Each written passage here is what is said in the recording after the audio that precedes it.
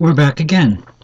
Um, my last video, I had stopped on the, if you look at the right side of the screen, bishops of same color. And I only played the first two, thinking that it was already past the half hour.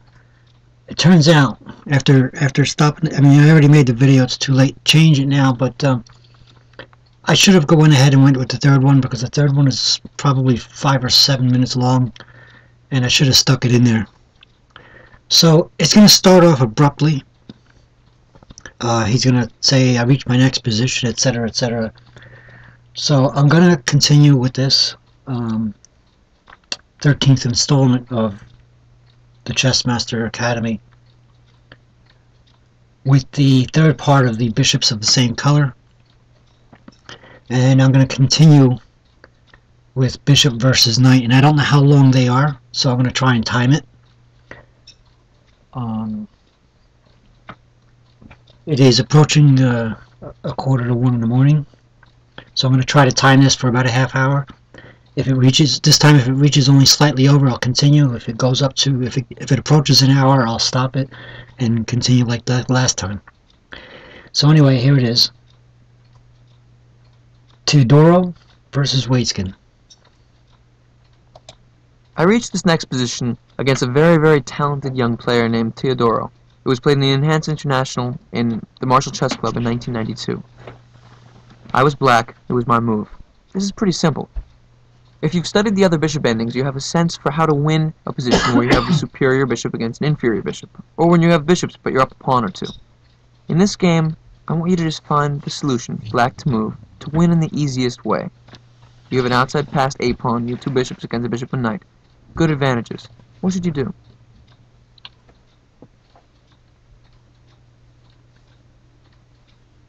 First of all, obviously you see that queen takes b2 would be a terrible blunder, because queen d8 is checkmate. That would be a sad way to end the game. I traded queens. Queen takes d1, knight takes d1. The more you study the endgame, the more you'll just know. There are certain things which you'll need to calculate and certain things which you won't. You'll just know the answer by heart. This is one of those games. If the dark square bishop and the white knight weren't on the board, the win would be completely straightforward. Black could put the bishop on b3, controlling the a4 and a2 squares, and then just push the pawn up the board. Make a queen. How can we do that? The key is to dominate the white knight. I play bishop d4. A very strong move, central, stops all the squares of the knight. In my annotated games I've also discussed this relationship between bishop and knight, where if the bishop is separated from the knight by 2 ranks or files, it can stop all of its movement in that direction. Here notice the knight couldn't go to b2, c3, e3, or f2 without coming under fire of the bishop. Also the white king can't enter the game because f1 is covered by the bishop, and he can't move the f-pawn to try to bring the king in because of the pin by the black square bishop on d4. So I'm dominating the knight. If the knight moves, then I'll take it, because we see that the bishop endgame is completely winning. Let's take a look at that. If he were to play knight e3, I could simplify the position. Bishop takes e3, f takes e3. Now usually you don't want to just give up the advantage of 2 bishops, but here is a forced win. And now I would just play a5. He would have to stop that pawn's advancing by playing bishop c2. Then I could play bishop b5 to prepare a4. Then he brings the king. King f2. I play a4, king e1. He's not in the square yet, but he can get there. After a3, he plays bishop b3. Now I can't get to the a2 square, but what I can do is attack his kingside pawns and force a trade of bishops. Bishop c6 attacks the g2 pawn. My aim, of course, is to maneuver my dark square bishop to the e6 square, lining up with his. If his king can't help, then the bishop either has to trade or move out of the way, and I push with a2. If his king is close enough, though, he could play bishop takes e6, f takes e6, and then play king c3 to b3 and take the pawn. By playing bishop c6, I make this impossible. If he were to defend the pawn with the king with king f2, then bishop d7, followed by bishop e6, wins because the king is too far away. If he moves the white pawn to g3, then I play bishop d7 with tempo, attacking the h3 pawn. He plays h4, or g4 for that matter. And then I play bishop e6, and I win. His king is too far from the bishop. If he defends the g-pawn by moving it up 2 squares, then a number of things would win, but the most straightforward is to attack with bishop g2, h4, and then bishop h3. You can either bring the king to the queen side with king d2, after which I simply play bishop takes g4 and I'm up 2 pawns, obviously winning. Or you can make the move g5, defending, after which we've reached our aim of bishop e6. A forced win. Just so that we understand, if he were to play king d2, bishop takes g4, king c3, the win is straightforward. I played bishop e6, offer the trade. Obviously he can't accept it because I'm up a pawn on the king side as well. He has to move the bishop back to c2. And now his king is stuck defending the queen side, and my king can take its time playing king f8 to e7 to f6 to e5. I can play g5 whenever I want to. I'll win on the 2 sides of the board. He can't defend both. So we see that after bishop d4 dominating his knight, knight e3 loses by force. I can take it and win the bishop endgame. It's good to know these things. He tried to stop my a-pawn by playing bishop c2, after which I just maintained my bind, played a5. He blockaded with bishop a4, and now his bishop is relegated to passivity, blockading my a-pawn. His knight is dominated by my dark square bishop. His king can't come into the game because of my pin on the f2 pawn and my control of the f1 square. He's totally tied down, and all that's left is to bring the king. King f8. I'm sure you know my next moves. My plan is king e7 to d6 to c5 to b4, kicking out his bishop, pushing my pawn. There's nothing he can do.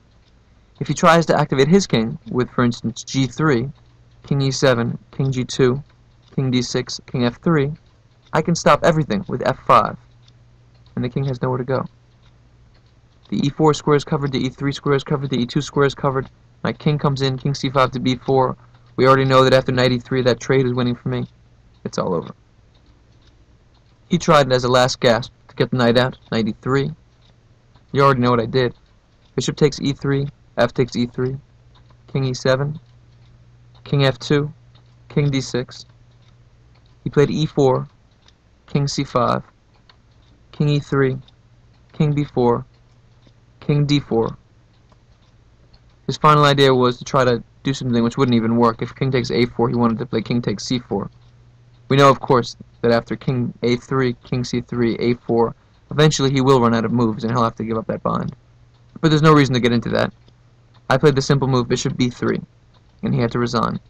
If he trades bishops, then he can't stop my a-pawn, and if he moves his bishop, I simply play a4, a3, and a2. So this is an example of using your knowledge of the endgame to change the struggle from a double-edged game into a technical win. I knew that the bishop ending was winning, and so all I did was force the trade by creating a bind of my dark square bishop for his knight, so that the win was beyond question. Notice once again the theme of the active king. I can't emphasize it enough. The difference in this endgame was once again an active king versus a passive king. Play with the king in the endgame. Okay, so as you can see, I should have actually just put that part in the last video. Sorry about that. So if you played the last video, you can play this one right away and get that last part. But without explaining too much, I'm going to go ahead and continue with the next part. Bishop versus knight. Again, I have not watched these. I haven't timed them. So this is going to be first for the both of us. Here we go. Now we're going to get into a few bishop versus knight endgames. This one was played in an action tournament in the Marshall Chess Club in New York, 1996. My opponent is one of the great landmarks in American chess. Jay Bonin is an international master who seems to play in every single chess tournament in New York City. He's probably the most active tournament player in America, sometimes even playing 2 or 3 tournaments simultaneously. And he's always a tough guy to meet. Jay's an excellent tactician with a wonderful intuitive feeling for certain types of positions. He's a good technical endgame player, but sometimes he's a little impatient. Jay and I have played countless tournament games over the years, and they're always exciting. Take a look at this position first of all. Before I say anything, what do you think of it? Well, I'm sure you've noticed some differences. First of all, I, as white, have a bishop. He has a knight. I have an outside passed pawn on a4. His passed pawn on c6 is is a little closer to the action. One of the key advantages of a bishop over a knight in the endgame is that if the play is on both sides of the board, the bishop can cover distances much more easily and quickly. On the other hand, a knight can cover both dark and light squares. A bishop, this one for example, can only cover light squares. That understood. What is my best move? In a number of the earlier endgames in this course, my first move was a structural decision. Here once again I tie his pawns down to light squares. My first move is f4, a very important decision. Now his f5, g6, and h7 pawns will always be weaknesses. If he had gotten in f4, and then say somehow g5 and h6, now my bishop would have been limited by my own pawns, and his pawns wouldn't have been vulnerable. I played f4. He played knight a5. He has to maintain control of the a5 square, but he shouldn't give up his king's position. My bishop can't drive the king out of c5, and if he goes back, then I can get into d4 or b4. Knight a5 is a good move. But here I missed a key idea. I should have immediately gotten aggressive. I had the idea of bishop b3, aiming for his weaknesses. If he plays knight takes b3, then after king takes b3, the fact that I have an outside passed pawn should be very good for the win. Eventually, his king will have to come to the outside. And when he takes my outside pawn, and I take his c6 pawn, it seems that I'm a little closer to the king side than him. This is one of the advantages of having an outside passed pawn. I should be ahead in the race east. I didn't come to such a specific conclusion. I saw he wanted to play knight c4, so I stopped it with bishop d3. I maintained the tension. My bishop versus knight is an advantage. I left it how it was. He played knight back to b7, and now I began my kingside play, h3. Another plan for me would have been again to play bishop back to b1 all the way, followed by bishop a2 and bishop g8. If I play bishop b1, he plays knight a5, for example. Then after bishop a2, if he goes back, then I have bishop g8, and if he plays h6, then bishop h7. He can't defend all of his pawns. If g5 moves, I take the f5 pawn. This would have been a very good plan, but frankly I didn't see it. I was focused on creating a second weakness. The key theme we're going to be looking into in this example and the following ones is the principle of two weaknesses.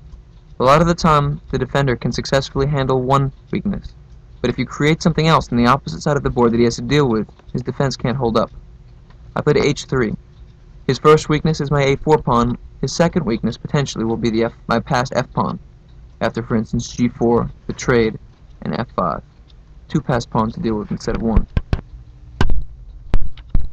He played knight a5. Obviously, he's just playing for a draw, repeating moves, keeping control of the a5 square.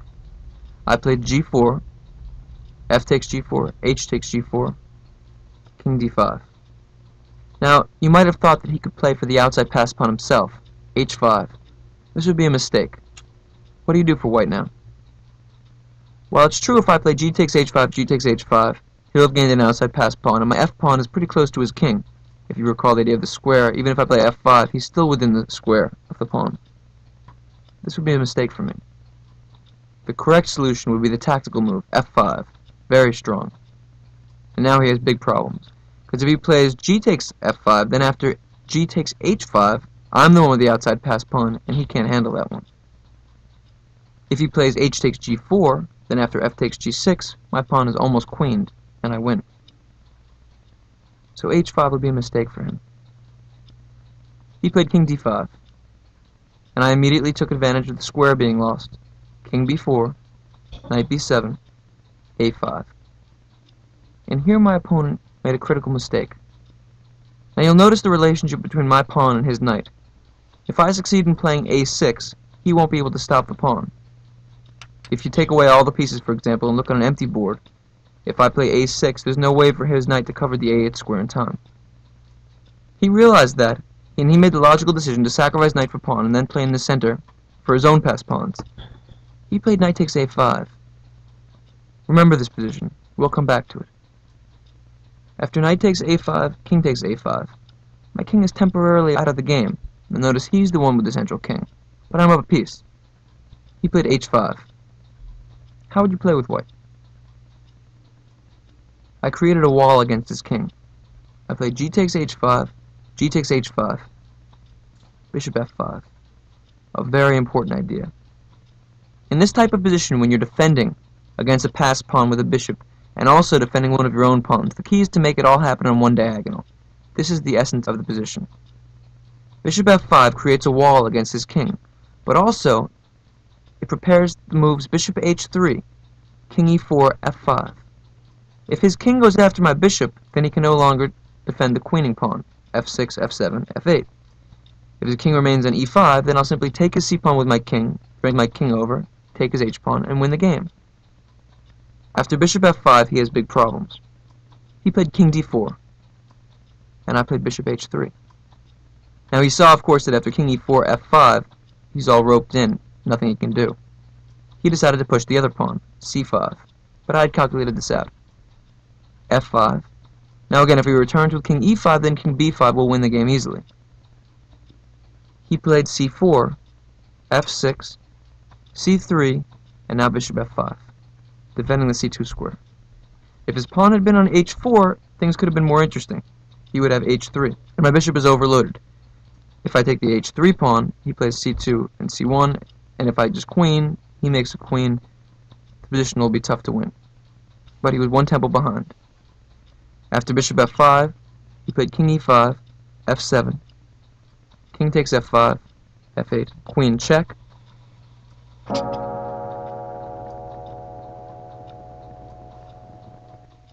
And we already know from our study of queen against pawn endgames that this is winning. He played king g4, I just played queen g7 check, king h3, queen takes c3 check, and he resigned. If his pawn had been on h2 and his king on g1, this would have been a draw, but his pawn is way too far back, and I win easily. So do you notice how important just one tempo was in this endgame? How in these complicated variations, my win completely depended upon the perfect timing. Is there any moment in his defense when black could have gained a tempo? Details are very important. Let's go back. When I played the move a5, he immediately played knight takes a5. Do you see a way for black to gain a tempo? He should have seized the moment and played c5 check first. This might seem like a very small detail, but it could have changed the outcome of the game. I play king b5, and now he takes knight takes a5, king takes a5, and he plays c4. He's moving much faster. I would go back, bishop b1, and now he plays h5. The difference in this position is this pawn is 2 ranks further up the board. He gained the tempo on my king, and then the tempo on my bishop. After bishop b1, he would play h5. Now I would try g5. He plays h4. He has 2 pawns for me to worry about. I play bishop takes g6. He plays h3. This can get dangerous. I have to stop him from queening. I play bishop h5. Now notice that I'm threatening to queen with check. If he were to play, for instance, c3, then after g6, c2, g7, c1, g8, queen, this is very good for me. Queen and bishop and pawn against queen and king and pawn will be winning. My pawn will prove decisive. Notice, of course, after c3, g6, if he attempts to run back now, king e6, then after g7, my bishop controls the f7 square, and I win. So he can't push the c-pawn, and he also can't push the h-pawn, because then I'll have bishop f3 check, followed by king b4. I stop both pawns, and my pawns will queen. His key move is king e4, which stops the bishop f3 move, and gains a key tempo because I'm no longer queening with check on the g8 square. After king e4, I would put bishop e8. He would play h2. I play g6. And here his critical move is king f5. He's threatening to queen now. If bishop c6, my pawn hangs. I have to play g7. He queens, and I queen. But now the difference is that I'll lose my f4 pawn. He can play king takes f4. And I can choose to play queen takes c4 check, or I can leave that pawn on the board and try to attack him. This position should be a draw. Queen and bishop against queen is too hard to win. So with best defense, if he just noticed all the details of the position, he could have drawn. I want to add one last thing. At one point in this endgame, we reached a point where I had bishop and pawn against king. This is almost always winning. In this game, it was an f-pawn. This position is easily winning, because as we've learned the opposition, the bishop can be used, if for nothing else, just to lose a tempo. If he plays king f7, I play king e5. His king goes back to e7. I play f6. His king goes back to f8, king e6, king e8. Now, of course, I can check him if I want. We know that this would be a draw without the bishop, because after f7, king f8, king f6 is stalemate. But with the bishop, I can play f7, f8, and then I can use the bishop to waste a move. Bishop c2.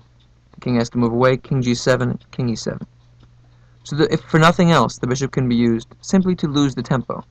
A perfect example in which this could be used would be unlikely in practical play, but take a look at it. This position in which the bishops are completely useless, if it were white's move, would be winning, only because white has the option of moving the bishop. The king and pawn endgame is winning. King f4, king f6.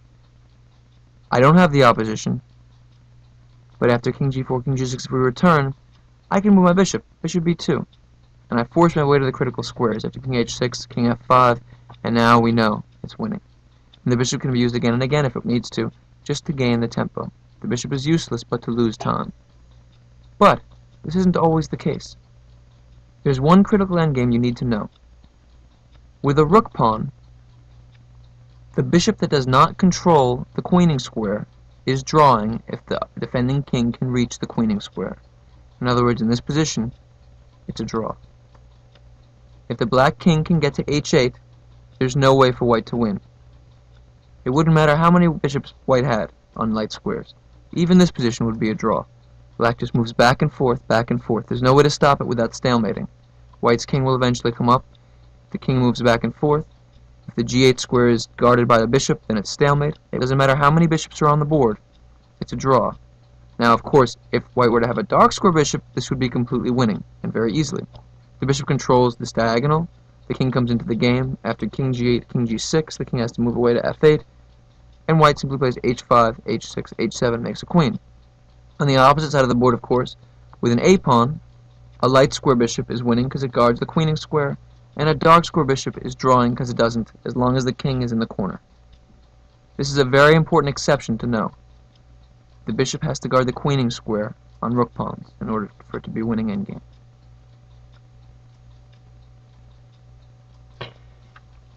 Well, that certainly makes me more aware of what bishop I decide not to lose or to lose when I'm trading pieces. That's very interesting. Well, it's only been about 20 minutes. Let's continue to the next section.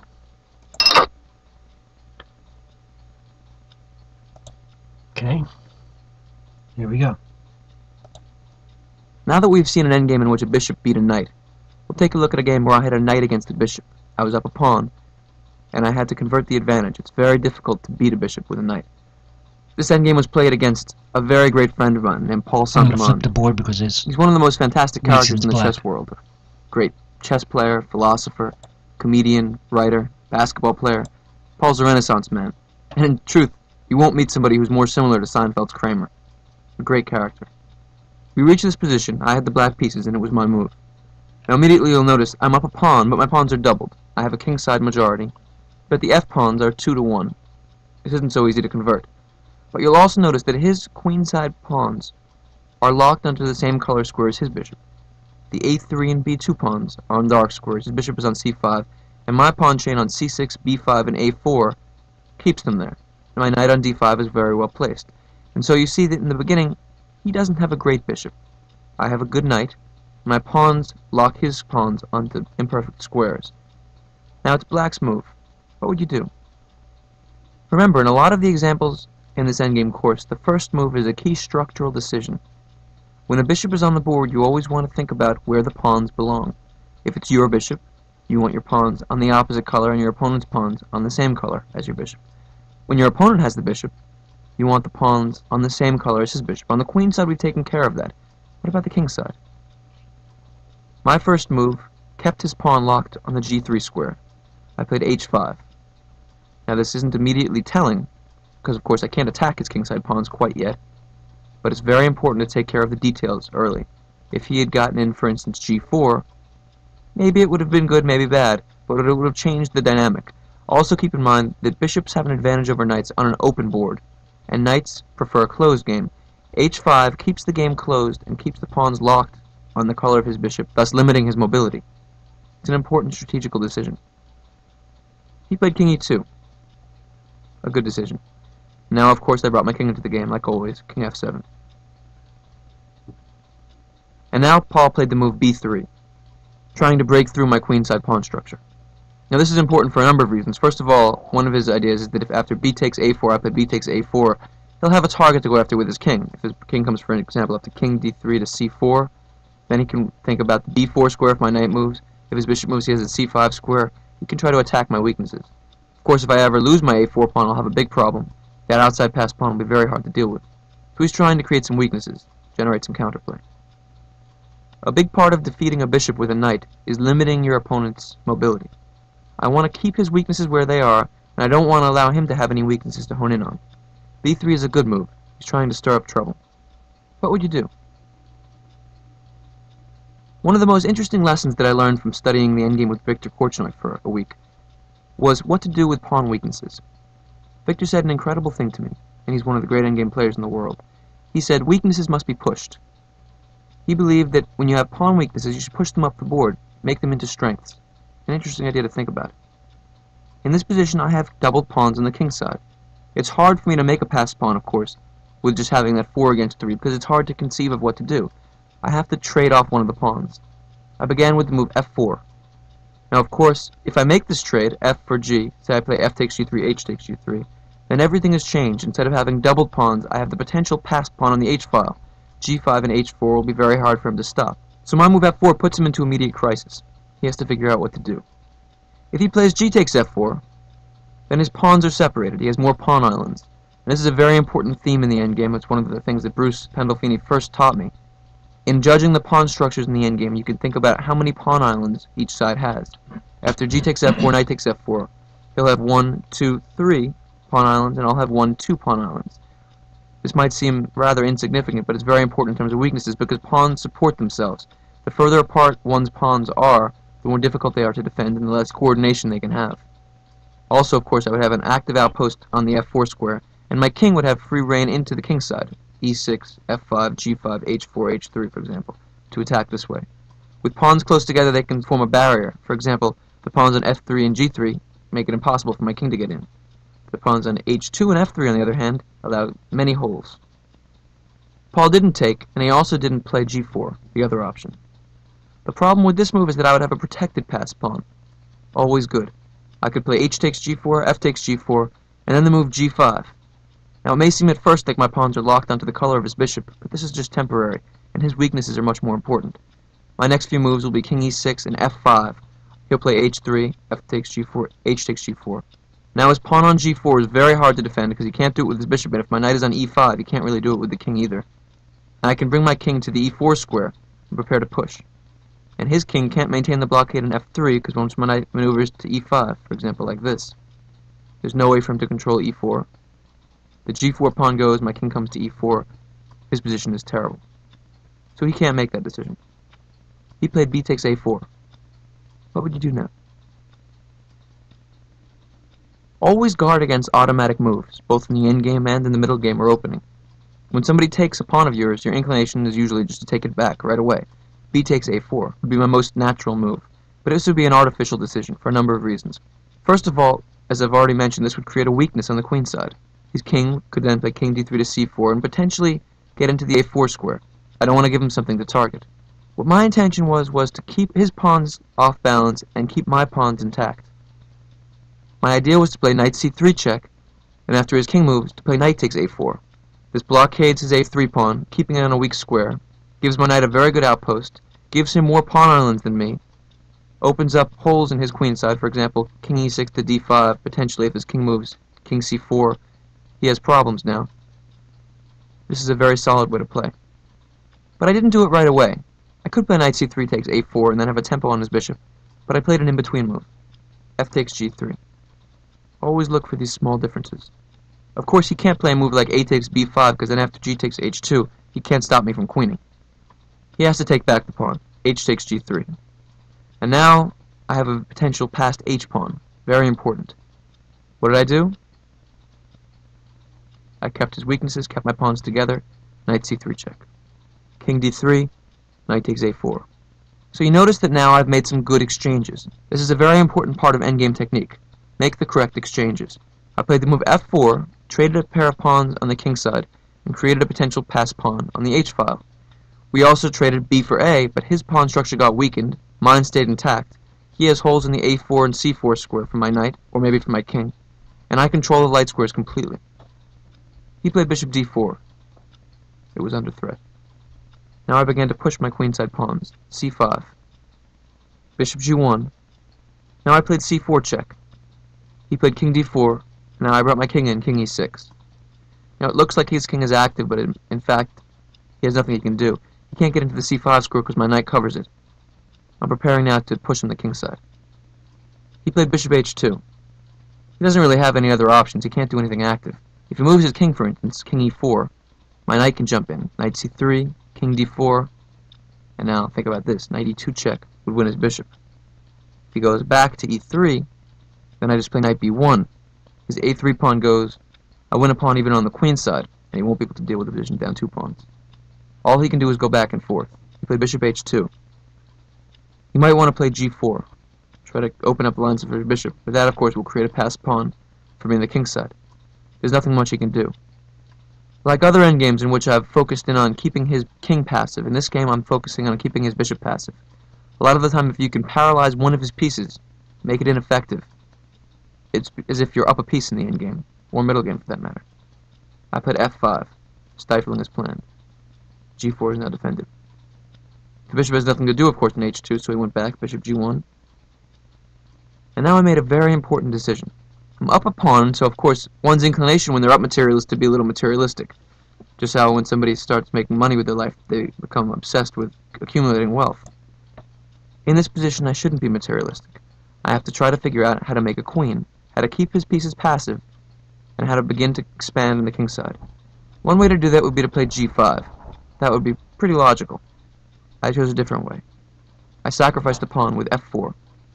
His queen side is stifled. My king side would like to start pressing. One weakness of his is on the king side, another potential weakness of his is on the queen side. He has 2 weaknesses that I'll be working on. f4, again, challenges him. The first time I played f4, I made a good trade, preparing to have a pass pawn on the king side. Now I play f4 again, challenging him. What is he going to do? So if he ignores it with bishop f2, then after the trade f takes g3, bishop takes g3. My passed h pawn will be very hard to deal with. If he pushes the pawn with g4, then I would play h4, a very important passer. Now his bishop is relegated to passive defense for the rest of the game. Bishop h2, I would play g5, defending it. And the fact that my pawns are locked in the same color as his bishop is irrelevant in terms of it being a weakness, because he can't get to the base of the pawn chain, the pawn on g5. It's always important, of course, to look at the base of the pawn chain, because that tends to be the weakness. My pawn were on h6, h6 would be the base of the pawn chain. Now g5 is the base of my pawn chain. But more importantly, the pawns on dark squares actually help me, because they limit his bishop's mobility. There's nothing he can do. His bishop is trapped to defend for the rest of the game. And now all I have to do is maneuver my knight around to the f3 square, or attack his queenside weaknesses. He's paralyzed, and the win is pretty straightforward. After f4, he accepted my pawn sacrifice. G takes f4. I played king f5. So now I have a passed h-pawn. I'm threatening king takes f4, king takes f3, an active king escorting the pawns all the way up the board. He'll be in trouble then. He has to defend the pawn. Bishop h2. So now his bishop is stuck defending. It's blockaded by his f4 pawn. I have a passed h-pawn. It's even material. I've accomplished a lot so far in this endgame. I've sacrificed a pawn, yes, but now my king is very active. His pawns are weak. What's the next step? What do we do? Obviously, we have to bring the knight into the game. The knight has to maneuver in. But remember, details. Always take care of small things first. If you recall the last game against Jay Bonin, I won because he didn't take advantage of all the little things. He could have thrown in one little pawn check, gained a tempo, and this would have been crucial to the outcome of the game. I want to bring my knight in, yes, but let's make things optimal first. I played h4. There's no reason not to push the pawn all the way up the board before I begin the final assault. I noticed that there was another factor in this position, Zugzwang. His bishop can't move back to g1. His king is keeping my knight off of the c3 square. Something has to give. He has to make a move. If he plays the pawn up to c3, that's another weakness, and his king's going to run out of moves again. He has to move the king. If he goes back to e3, it'll be a passive square. So we play king d5. What now? Now it's time to bring the knight in. Knight c3. King c5.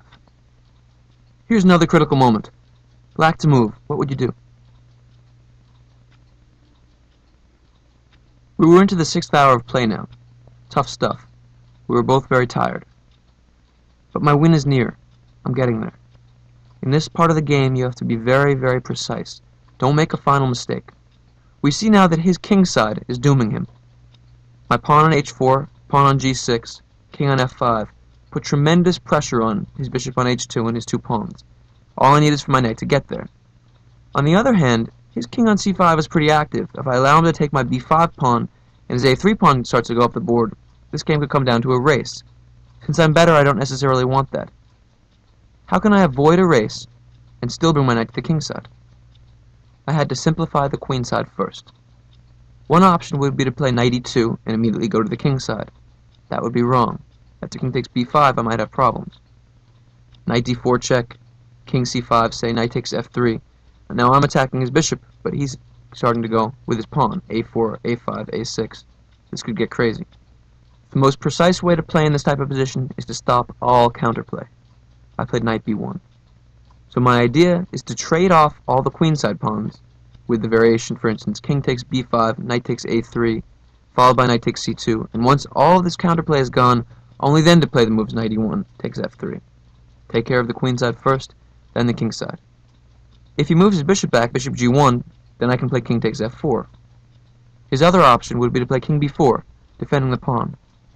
What did I have in mind now? Remember, Zugzwang. Any move that white plays here will be a big problem for him. I play the move c3, holding him back. If I were to play h3, then I would have opened up another possibility for him. He'd have to move bishop g3 back to h2. As it is, his bishop has no moves. After c3, if he plays king takes b5, then I play knight takes a3 check, followed by knight takes c2, and I go to the king side. If he plays a4, I make that trade, and then I go to the king side. His only other option is to play king b3, after which he's far away from queening a pawn, and I would win easily by knight d2 check, king takes c3, knight takes f3. His bishop is trapped, I take it, I make a queen. The win is very easy. After knight b1, he took the pawn. King takes b5, knight takes a3 check, king b4, knight takes c2 check.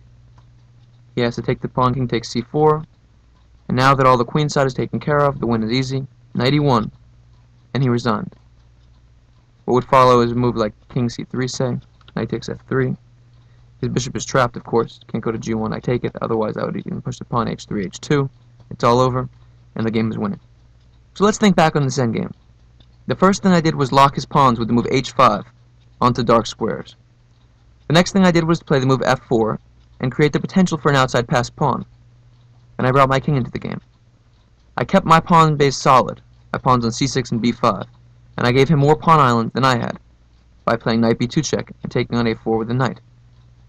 Then I sacrificed a pawn, played the move f4, a very important decision. This gave me a passed h-pawn that his bishop had to defend forever, and it gave me a strong outpost for my king on f5. It paralyzed his bishop forever, and then I had to bring my knight into the game. I chose to do that in a way that cut off all of his counterplay. It was very important for me to trade off all the queenside pawns before going to the king side. And finally, once everything was easy, my knight just came to the f3 square and was winning. Control the bishop if you play against it. Don't give it any weaknesses, and make it hindered by its own pawns. A knight can be a very strong piece too. I tell you, one of the harshest realities of competition is that friends sometimes have to do battle with one another. And I felt terrible after beating Paul this game. But afterwards we smiled, we laughed, we looked at the game a little bit, and we went out, had a drink together, and everything was alright. We played basketball the next day. It's a very hard thing having to do battle against a friend. But one of you has to go down, and there has to be an understanding that what goes on over the board is business. And afterwards, friends are friends. Alrighty then. Let me see. We're up to about 37 minutes, so let's see if we can squeeze in the last part of this.